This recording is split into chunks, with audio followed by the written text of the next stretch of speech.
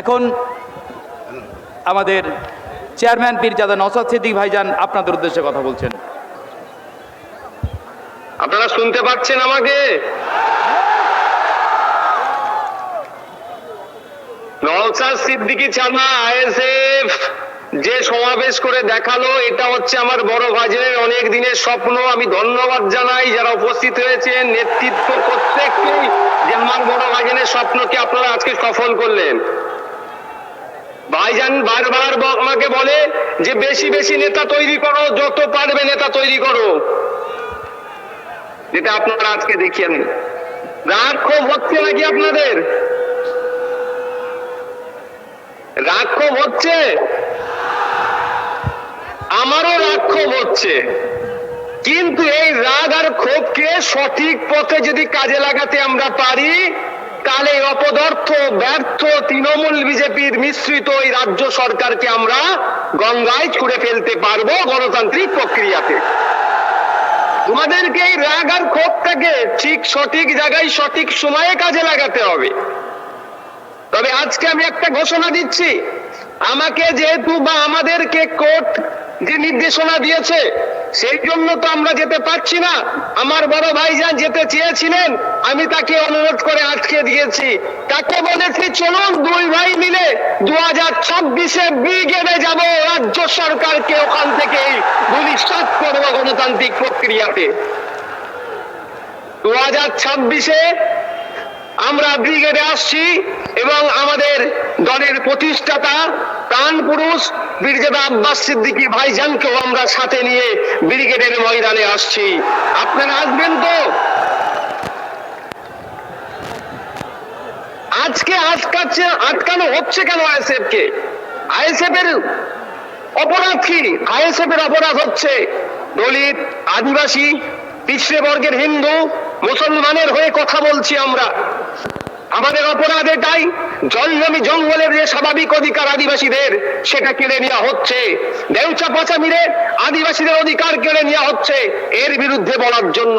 ওয়াকফ সম্পত্তি কেন্দ্রের বর্বর সরকার কেড়ে নেওয়ার চেষ্টা করছে অ্যামেন্ডমেন্টের নামে, তার বিরোধিতা করার জন্য আমাদের ওপরে এই খরা নেমে আসছে। আমাদেরকে আটকানো হচ্ছে কেন?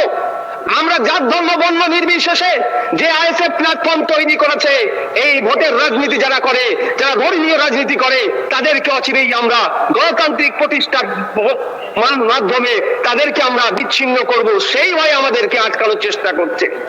যখন কলকাতা হাইকোর্টে যখন এই বিষয়ে মামলা চলছে, আমার কাছে খবর আসলো ইনডোর নেবেন না আউটডোর নেবেন। আউটডোর নিলে নাকি আপনাদের কজনকে বাইরে থাকতে।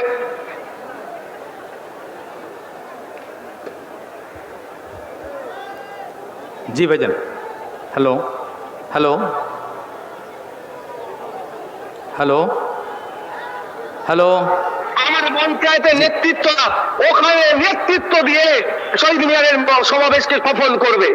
আজকে সে প্রমাণ দেখিয়ে দিলেন আপনারা। হ্যালো হ্যালো, জি ভাইজান বলেন, শুনতে পাচ্ছেন? হ্যাঁ জি।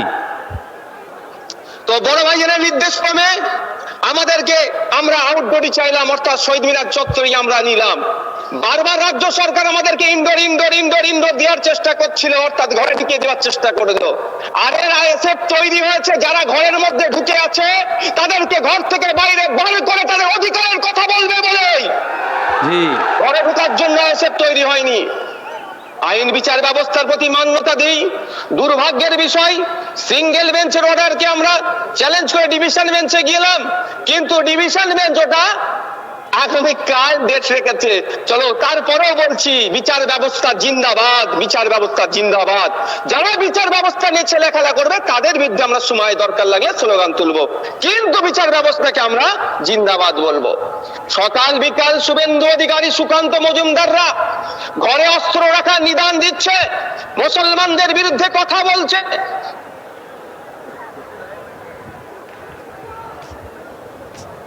সে রেস্ট্রিকশন হয় না। আর এ সব সময় বিভিন্ন সম্প্রদায়ের মধ্যে ঐক্য করার চেষ্টা করছে, সেতু বন্ধনের চেষ্টা করছে, সাম্প্রদায়িক সম্প্রীতি এগিয়ে নিয়ে যাওয়ার চেষ্টা করছে। যারা সব সময় কমিউনাল হারমোনিকে এগিয়ে নিয়ে যাওয়ার চেষ্টা করছে, তাদেরকে রাজ্য সরকার আটকানোর চেষ্টা করছে। এর জবাব মানুষ দেবে, জনগণ দেবে। জনগণের হাতে আমি ছেড়ে দিলাম। বন্ধুগণ, দুর্ভাগ্যের বিষয়, আমি আজকে ওখান থেকে দাঁড়িয়ে বলতাম, আমি ভার্চুয়ালি আজকে বলছি, সারা রাজ্যে যখন মাদ্রাসাতে জঙ্গি, মাদ্রাসাতে জঙ্গি বলে যখন এক শ্রেণীর মিডিয়া দেখে দেওয়ার চেষ্টা করছে, আমাদের রাজ্যের অভিভাবিকা মাননীয় মুখ্যমন্ত্রী কেন মুখ বুজে সহ্য করছে, এই প্রশ্নটাও আজকে রেখে দিলাম আপনাদের কাছে। কারণ তিনি আমাদের রাজ্যের অভিভাবিকা, তিনার প্রেস কনফারেন্স করে বলা দরকার ছিল যে না, তোমরা যারা মাদ্রাসায় পড়াশোনা করো বা যারা মাদ্রাসা শিক্ষার সাথে যুক্ত আছো, আমি রাজ্যের অভিভাবিকা হয়ে বলছি, তোমরা চিন্তিত হবে না, মাদ্রাসায় কোনো জঙ্গি কার্যকলাপ হয় না। কিন্তু দুর্ভাগ্যের বিষয়, এ কোনো বক্তব্য দেখলাম না, বরঞ্চ ক্রমশ মুসলমানদেরকে ভয় দেখানো হচ্ছে। দলিত আদিবাসী নির্বিশেষে সকলের উপর অত্যাচার হচ্ছে। আদিবাসী হওয়ার জন্য, তার ধর্মীয় পরিচয় থাকার জন্য তাদের উপরে অত্যাচার হচ্ছে। কদিন আগে উত্তরপ্রদেশে দলিত শ্রেণী হওয়ার জন্য বাইক ওভারটেক করার জন্য তাকে মারধর করলো। ছত্তিশগড়ে দলিতকে পোস্টে বেঁধে পিটিয়ে মারলো। উত্তরপ্রদেশের সম্বল মসজিদের সার্ভের নামে মুসলমানদেরকে খুন করলো। এই নিয়ে রাজ্যের বা কারো কোনো কথা দেখতে পেলাম না। দুর্ভাগ্যের বিষয়, কেন্দ্র সরকার, রাজ্য সরকার অর্থনৈতিক ভাবে তারা বেসামাল হয়ে উঠছে। দুটো দলই এখন ধর্মীয় রাজনীতি করার চেষ্টা করছে। কেন্দ্র সরকার বলেছিল বছর 2 কোটি চাকরি দেব, চাকরি দেওয়া তো দূরের কথা, বরঞ্চ চাকরি থেকে ছাঁটাই হচ্ছে। যখন এই প্রশ্ন করছেন, তখন নাকি খাজা হুজুরের মাজারের নিচে মন্দির দেখতে পাচ্ছে না। এই অপদার্থগুলোকে প্রশ্ন করতে হবে, এই অপদার্থগুলোকে জিজ্ঞাসা করতে হবে, খোদার সূচকে ভারতবর্ষ কেন 105 নম্বরে আছে, এর জবাবটা আগে দাও। আপনি ক্ষমতায় আসার আগে বলেছিলেন যে 1 টাকা সমান $1 হবে, আর ভারতবর্ষের সব থেকে টাকার দাম এখন আরো মান কমে যাচ্ছে। এখন 86.5 টাকা দিলে $1 পাচ্ছি আমরা। যখন আপনি ক্ষমতায় এসেছিলেন 2014-তে 60-62 টাকা দিলে $1 পাওয়া যেত। এইগুলো যখন ব্যর্থ হচ্ছে, তখন হিন্দু মুসলমানের রাজনীতি করছে। আর আমাদের রাজ্য সরকার যেটা চলছে, অত এক কদম আরো এগিয়ে গিয়ে আরো ভিতরে ভিতরে সুপ্তভাবে ধর্মীয় জিগির ধুলে পশ্চিমবাংলার মানুষের মধ্যে ধর্মীয় বিভাজন তুলে ক্ষমতায় থাকার চেষ্টা করছে। কদিন আগে আপনারা দেখলেন সাজ্জাক আলম নামে একজন, আমি ধরে নিলাম অপরাধী, কিন্তু তাকে তো ইনকাউন্টার করা বিচার বহির্ভূত ভাই। তাকে ইনকাউন্টার করে কাকে খুশি করলো? বিজেপিকে খুশি করছে। এখনো সময় এসেছে, বাড়ির মধ্যে ঢুকে থাকলে হবে না, বাড়িয়ে আসতে হবে, মানুষের জন্য কথা বলতে হবে, জাত ধর্ম বর্ণ নির্বিশেষে মানুষের অধিকারের জন্য আওয়াজ তুলতে হবে। আর নওশাদ সিদ্দিকী আর বিশ্বজিৎ মাইতিরা একবার কেন 100 বার জেলে যেতে প্রস্তুত আছে। দলিত আদিবাসী নির্বিশেষে পিছড়ে বর্গের মানুষ সহ মুসলমানদের অধিকার, উচ্চ বর্ণের অধিকারও, যে অধিকার ক্ষুণ্ণ হবে, যে যাদের অধিকার কেড়ে নেওয়া হবে, যারা ক্ষতিগ্রস্ত হচ্ছে, তাদের পাশে দাঁড়িয়ে আওয়াজ তুলবে। এই আওয়াজ তোলার জন্য একবার কেন 100 বার জেলে যেতে প্রস্তুত আছি আমরা। বন্ধুগণ, আমি আর বক্তব্য দীর্ঘায়িত করব না।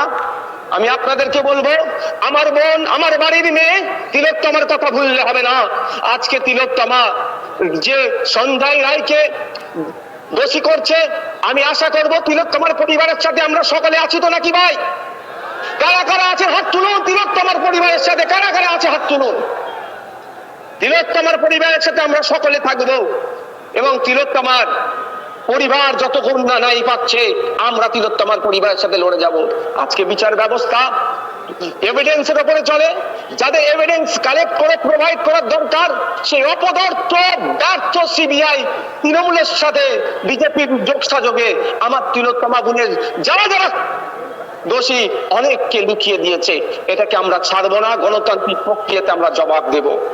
বন্ধুগণ, আজকে আমরা ওয়াকাপ নিয়ে হচ্ছে, আমি একটা প্রশ্ন তুলে ওয়াকাপে ছেড়ে দেবো।